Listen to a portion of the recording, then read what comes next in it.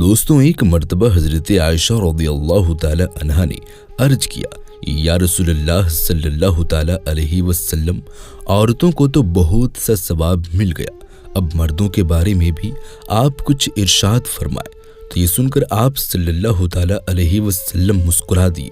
और फिर आपने फरमाया कि जब कोई मर्द प्यार से अपनी औरत का हाथ पकड़ता है तो उसके लिए एक नेकी लिखी जाती है, और जब कोई मर्द प्यार से अपनी औरत के गले में हाथ डालता है तो उसके हक में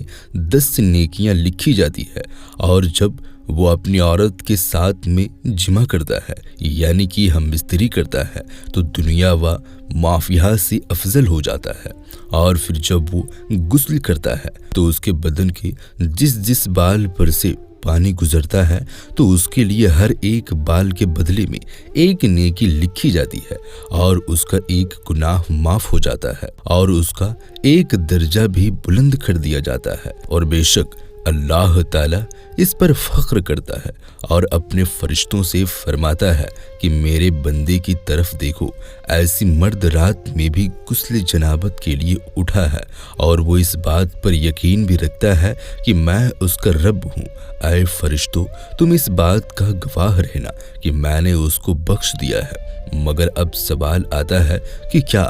जुमे के दिन भी मियाँ बीबी का जिमा करने की कोई फजीलत है? ये एक ऐसा सवाल है जिसके बारे में आम तौर पर किसी से पूछना सही नहीं समझा जाता, लेकिन इसके बारे में हर मुसलमान को मालूम होना बहुत ज़रूरी है। अब इस सवाल का जवाब क्या है, इसके बारे में उलमाए इकराम का क्या कहना है और इस हवाले से हदीस पाक में क्या बयान आया है, आज की इस वीडियो में हम आपको इन सारी बातों की जानकारी देने वाले हैं। इसलिए आज की ये वीडियो आप सभी के लिए बहुत ही ज़्यादा ख़ास है। अगर आप शादीशुदा हैं तो आप इस वीडियो को आखिर तक ज़रूर देखें और मेहरबानी करके इसे शेयर भी कर दें ताकि और भी लोगों के पास ये वीडियो पहुंच जाए। तो चलिए दोस्तों, आज की इस वीडियो को शुरू करते हैं। दोस्तों, एक मर्तबा एक औरत अल्लाह के प्यारे नबी की बारगाह में हाजिर हुई और आकर उस औरत ने एक ऐसा सवाल कर दिया कि जिसको सुनकर वहां पर मौजूद सभी लोगों ने फौरन ही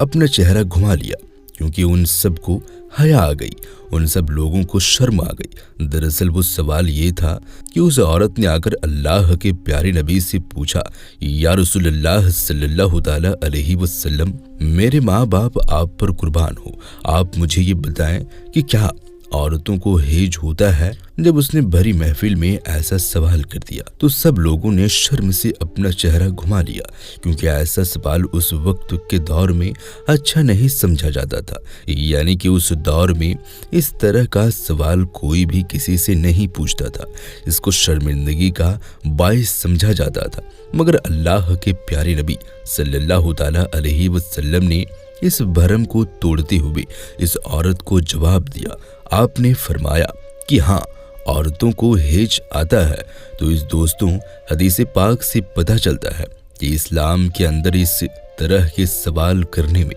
कोई हर्ज नहीं है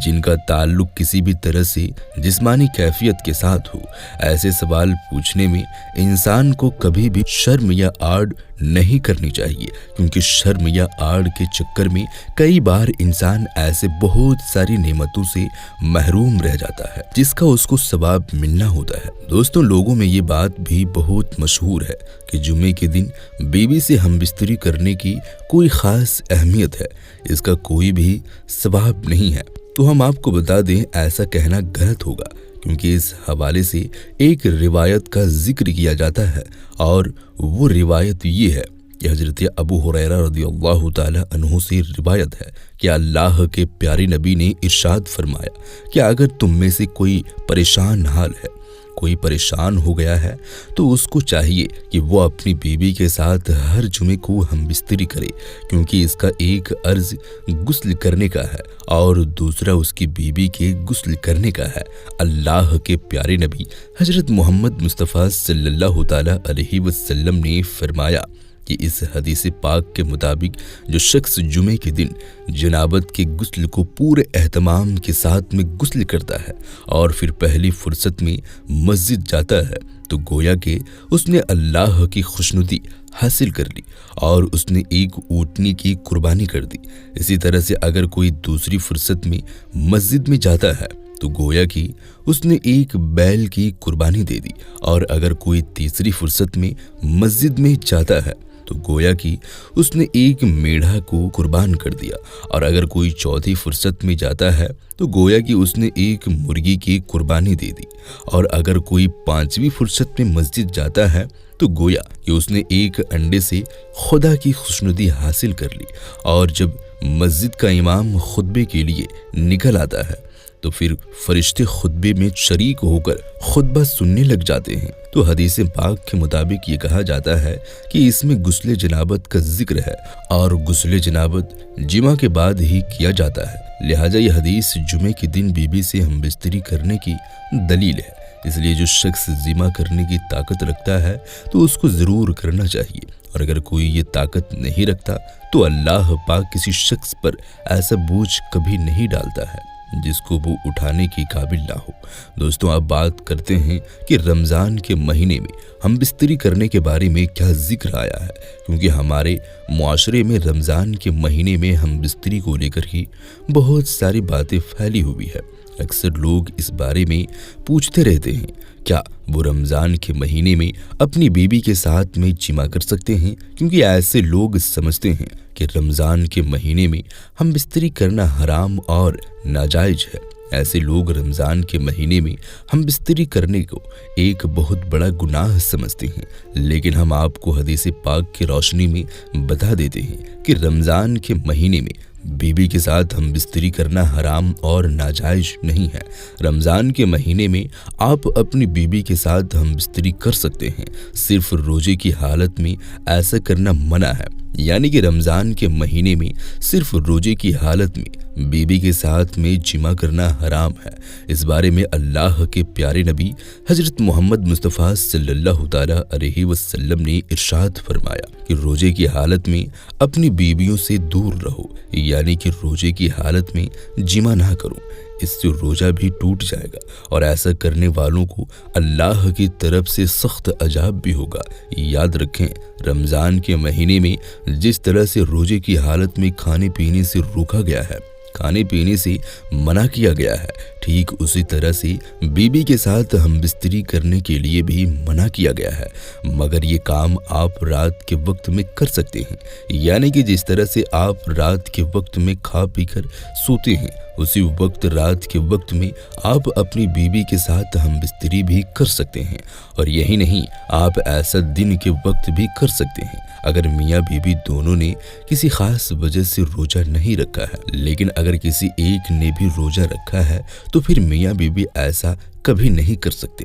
مطلب کہ روزے کی حالت میں ہم بستری کرنا سخت گناہ اور حرام کا کام ہے۔ دوستوں، اب آپ کو بتاتے ہیں کہ جو عورتیں اپنے شوہر کو ہم بستری کے لیے منع کرتی ہیں، اس کے لیے اللہ کے پیارے نبی نے کیا فرمایا۔ اپنے شوہر کو ہم بستری کے لیے منع کرنے والی عورتوں کے لیے حدیث پاک میں آتا ہے کہ اگر کسی عورت کو اس کا شوہر ہم بستری کے لیے بلائے اور اگر وہ عورت اس کو منع کر دے اور اس کا شوہر ناراض ہو کر ایسی ہی حالت میں سو جائے، پھر ایسی عورت پر اللہ کے فرشتے پوری رات لعنت کرتے ہیں، یعنی کہ اس کو کوستے رہتے ہیں، اور جنت کی حوریں بھی ایسی عورت پر پوری رات بد دعا دیتی رہتی ہے۔ اس کا مطلب یہ ہے کہ جو عورت اپنی شوہر کو ہم بستری کے لیے بنا کسی شرعی وجہ کے منع کر دیتی ہے تو ایسی عورت سخت گناہگار ہوتی ہے، اور کل قیامت کے دن ایسی عورت کو سخت سزا ملے گی۔ حضرت ابو ہریرہ رضی اللہ تعالی عنہ سے روایت ہے کہ اللہ کے پیارے نبی حضرت محمد مصطفیٰ صلی اللہ تعالی علیہ وسلم نے فرمایا کہ جب کوئی شوہر اپنی بیوی کو اپنے بستر پر بلائے اور اس کی وہ بیوی بنا شرعی وجہ کے شوہر کے بستر پر آنے سے منع کر دے، جس کی وجہ سے اس کا شوہر اس سے ناراض ہو کر ایسے ہی سو جائے اور ایسے ہی ناراضگی میں وہ پوری رات ایسے ہی گزار دے، تو ایسی عورت پر اللہ کے فرشتے پوری رات لعنت کرتے رہتے ہیں۔ तो दोस्तों इस हदीस शरीफ से हमें इस बात की तरफ इशारा मिलता है कि जिसको खुले अल्फाजों में बता पाना सही नहीं होगा, क्योंकि अक्लमंद के लिए तो एक इशारा ही काफ़ी होता है। इसलिए औरतें इस बात के बारे में अच्छी तरह से समझ गई होंगी और बग़ैर किसी ख़ास वजह के वो अपने शौहर को कभी भी नाराज़ नहीं करेगी। और जो औरत अपने शौहर का कहना नहीं मानती है वो इस हदीस शरीफ को सुनकर नसीहत भी हासिल करेगी। उम्मीद करते हैं आज की हमारी ये वीडियो आपको अच्छी लगी होगी। पसंद आई हो तो इसे दिल से एक लाइक ज़रूर कर दें और मेहरबानी करके इसे अपने दोस्तों अहबाबों में ज़्यादा से ज़्यादा शेयर करें ताकि उन लोगों के पास भी ये वीडियो पहुंच जाए। मिलते हैं फिर किसी नई वीडियो के साथ, तब तक के लिए अल्लाह हाफिज़।